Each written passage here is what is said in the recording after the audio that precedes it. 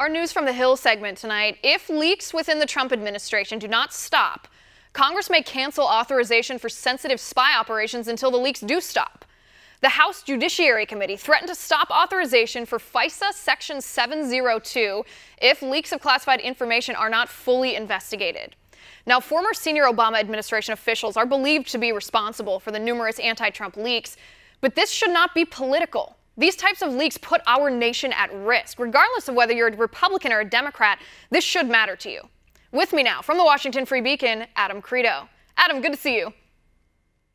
Thanks for having me. I appreciate it. All right, Adam, I'm glad to see the House Judiciary Committee finally displaying some spine here, standing up to these leaks. It's about 6 months too late here. But what would be the implications if FISA Section 702, if that was not reauthorized, what would be the implications?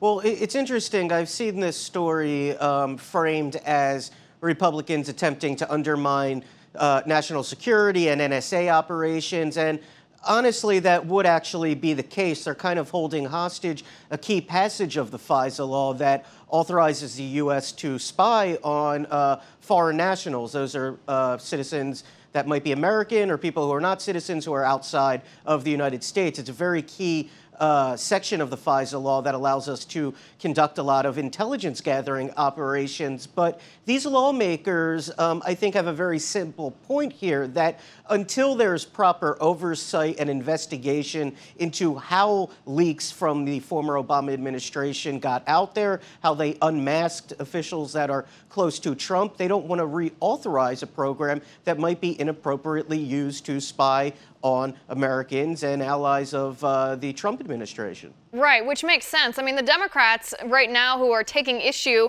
with the idea of, and I put this in quotes, holding our safety in hostage here, isn't that a bit hypocritical since the very leaks themselves we know are putting our safety in danger?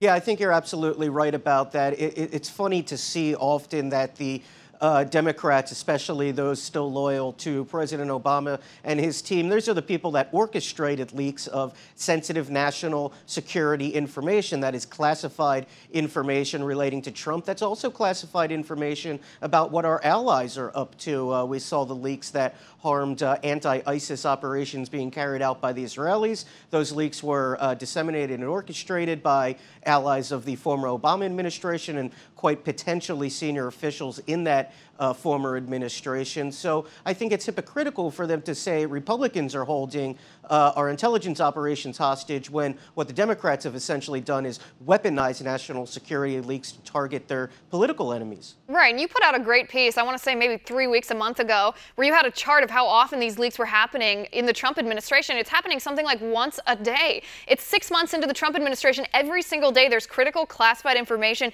that's being leaked. Our enemies are just waiting to lap up this information so that they can use it against us. I mean, the people that are suspects, I should say, the former Obama officials that are suspects, this is Samantha Power, Susan Rice, Ben Rhodes.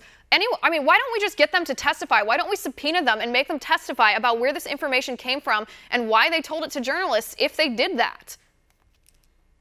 I think we're moving in that direction, but we're not quite there yet.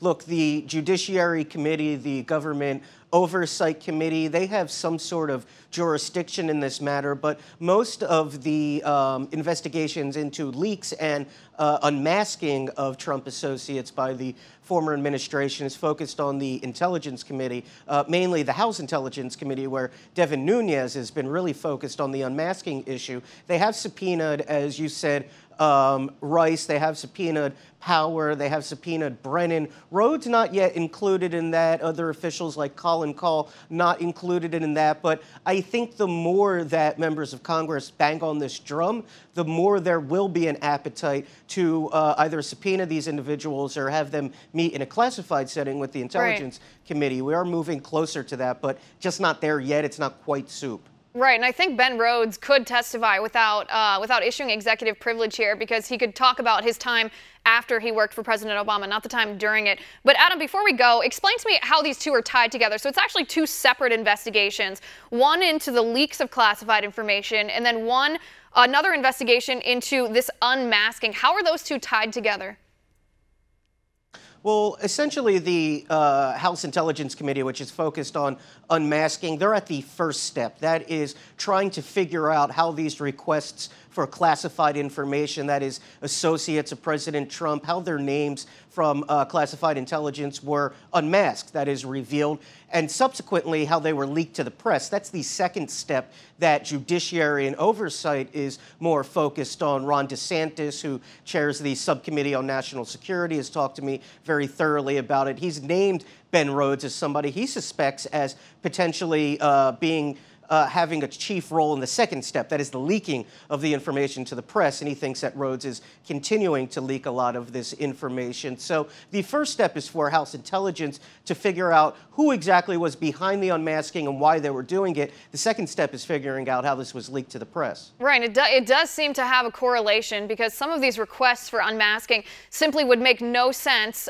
in the context of the operation of our government or national security unless you were trying to get this information to leak to the press or do opposition research on people who were going to be your adversaries. It's scary, I think, Adam, to think that there are people who either were serving in government or who are currently serving in our government who have access to the most critical, the most classified information, and they're actually willing to put our nation in danger just to score political points. It's abhorrent to think that there are those people who would so betray the American people and do that. But thanks for being here today. Thanks for reporting on this.